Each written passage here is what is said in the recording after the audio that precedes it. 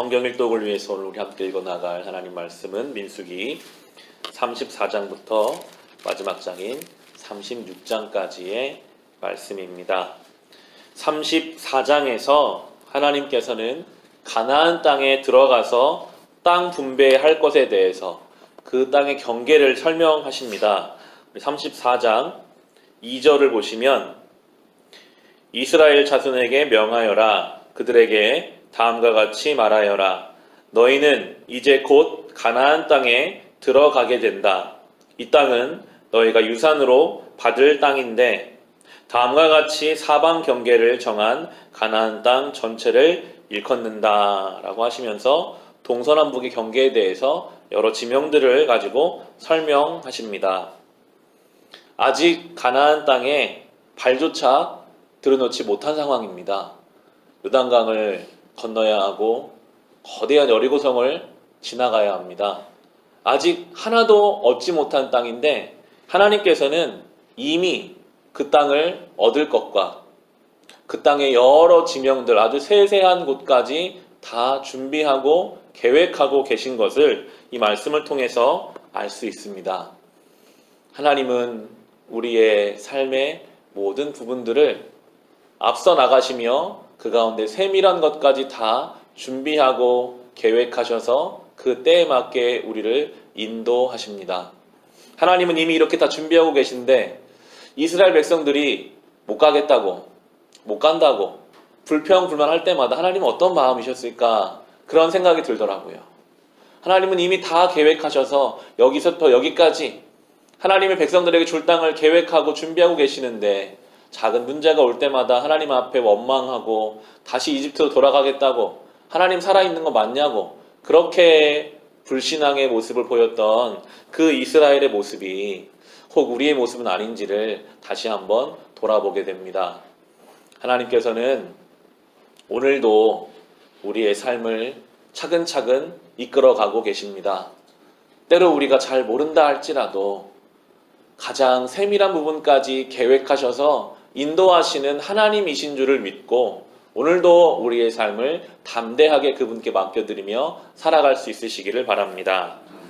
그렇게 땅을 분배하시면서 35장으로 오시면 그 가운데 레위 사람들의 땅에 대해서도 이야기를 하십니다.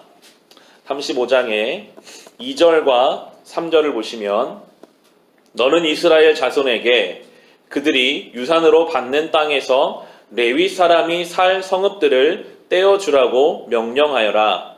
레위 사람에게는 성읍과 함께 그 주변의 목초지도 함께 주어라. 그래야만 그들이 그들의 재산인 가축대와 모든 짐승들을 그 목초지에서 기르면서 그 여러 성읍에서 살게 될 것이다 라고 말씀하시면서 모든 12지파 중에 꼭 그 주변에는 레위지파가 살 수 있는 성읍을 떼어주라고 말씀하십니다. 그래서 레위지파는 48개의 성읍으로 흩어져서 살게 하셨습니다. 항상 그들의 삶의 주변에는 레위지파를 두게 하셨습니다. 레위지파는 농사짓지 않습니다. 일하지 않습니다. 전쟁에 나가지 않습니다. 레위지파 사람들은 오직 영적인 일을 담당하는 사람들입니다. 하나님이 어떻게 하나님 백성들을 구별하셨는가? 성도의 삶의 모형이 이 땅의 분배로 알 수 있습니다. 우리도 열심히 우리의 일을 해야 합니다. 대부분의 이스라엘 사람들은 농사를 지었고 전쟁을 했고 일상을 살았습니다. 그러나 반드시 그 레위지파가 옆에 있어서 우리가 우리 일상을 열심히 살지만 반드시 영적인 일을 담당하는 시간, 담당하는 자리, 담당하는 사람들이 있었습니다. 우리도 우리의 삶을 최선을 다해 살아야 합니다. 맡겨진 일상을 살고 가정에서 역할을 감당하고 모든 관계를 맺으며 살아가지만 우리가 성도로 살려면 이 레위지파의 자리가 있어야 합니다. 예배의 시간, 예배의 자리, 영적인 일에 우리의 마음과 우리의 몸을 드리는 그 시간이 있을 때에야만 우리 거룩하게 살 수 있기에 하나님께서는 땅을 분배하면서부터 이렇게 레위지파를 구별하여 두고 계십니다. 하루 24시간을 살아가시는 동안 꼭 이 레위지파의 시간을 내시기를 바랍니다. 이 새벽 시간이 될 수도 있겠습니다.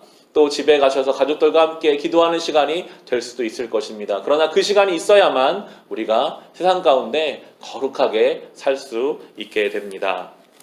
이제 마지막 장인 36장에 오시면 요셉 지파, 그 중에서도 므낫세 자손들 중에서 어떤 문제를 가지고 모세에게 찾아오는 내용과 해결해주는 내용으로 민수기가 맞춰지게 되는데요. 땅을 분배하는데 땅 분배는 남성 중심으로 남자의 이름에 따라서 땅을 분배해주게 되어 있었습니다. 그런데 어느 가정에는 남자가 아들이 하나도 없는 집안이 있었어요.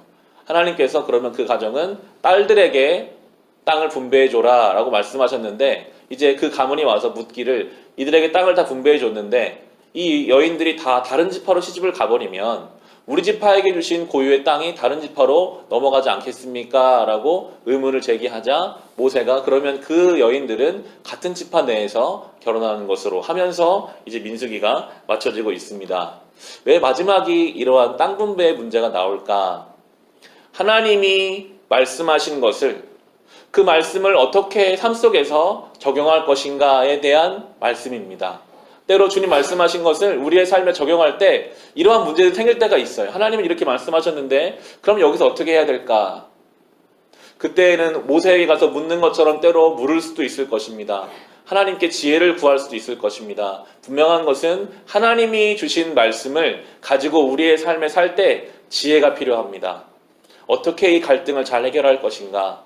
어떻게 세상 가운데 말씀으로 살아갈 수 있을 것인가? 어떻게 주님 주신 말씀을 우리의 가정에, 우리 일상에 적용할 수 있을 것인가? 우리는 구체적으로 고민하고 주님 앞에 기도하고 지혜롭게 그것을 적용해 가며 아버지의 말씀대로 살아가야 하겠습니다. 오늘도 주신 말씀을 우리의 삶에 적용하며 살아가시기 바랍니다.